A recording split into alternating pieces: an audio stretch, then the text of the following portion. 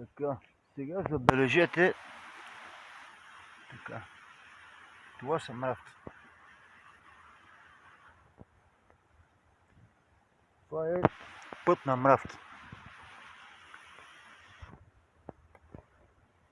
Както виждате, всяка мравчица си носи по нещо за къщичката. Така, след малко ще видите за какво говоря. Така, ето ги. Така. Между другото, почва да вали леко.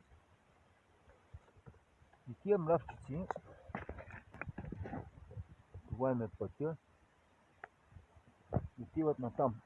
Така. Момент сега.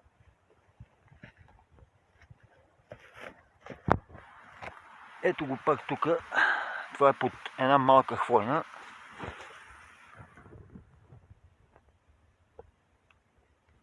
Разминават се.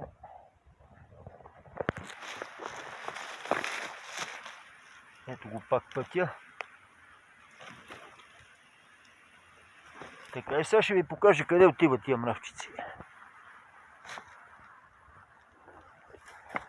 Така.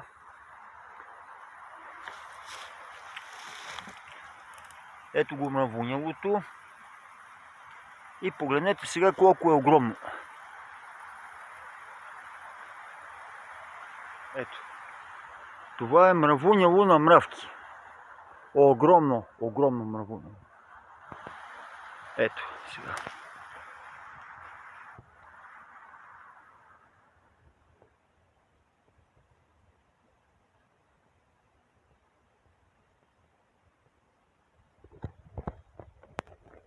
С стотици, па може 1000 дупки да има. Сега направи ми впечатление, че мравунялото е много голямо. Значи в момента телефона ми е на нивото на гърдите. Ето го, мравунялото. Значи такова мравуняло не съм виждал от сигурно 20 години. Това е второто, което виждам толкова голямо.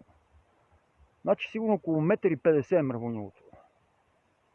Много е голямо.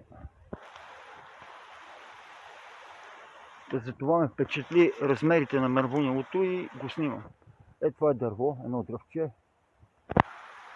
С едни червени плодове, не знам как се казва това нещо. Има някакъв сок вътре. А, не, това е такова, бе.